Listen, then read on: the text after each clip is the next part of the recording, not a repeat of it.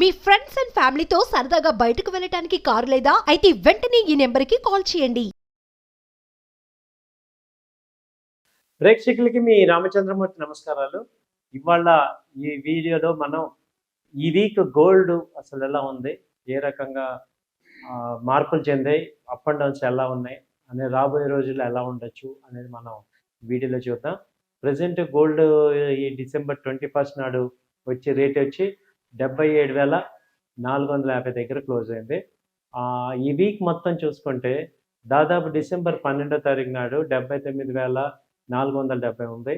అలాగే డిసెంబర్ 13 78,870 ఉంది. అక్కడ దాకా ఉన్న రేట్లు ఒక్కసారిగా 89,000 నుంచి ఇప్పుడు మార్కెట్ గోల్డ్ 79,000కి వచ్చింది.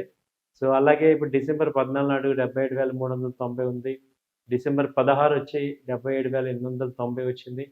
అలాగే డిసెంబర్ 17 78,000 దగ్గర ట్రేడ్ అయింది. డిసెంబర్ 19వ తారీఖు 77,130 దగ్గర ఉంది. అలాగే డిసెంబర్ 20 నాడు 76,800 దగ్గర ఉంది.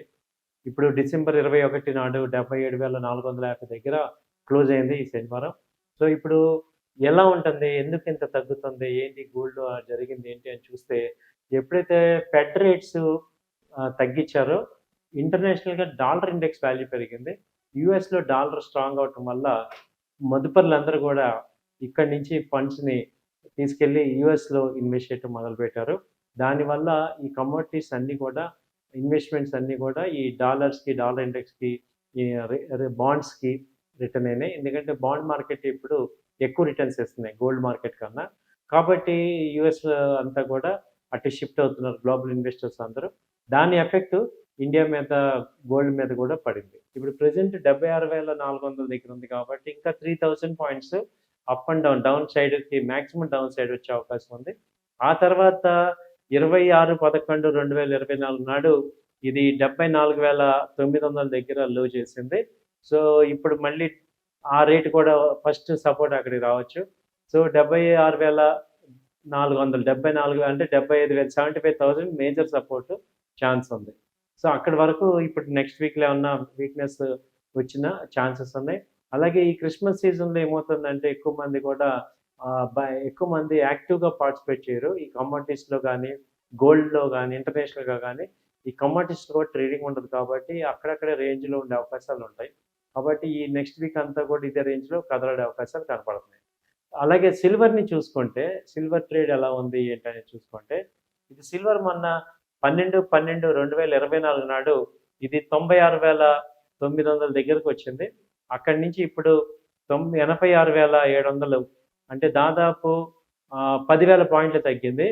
ఒక్క 20/12/12 నాడే దాదాపు 3,000 పాయింట్లు తగ్గింది.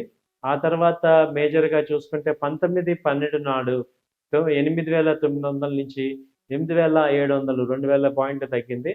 సో కంటిన్యూగా ఫాల్ అయింది.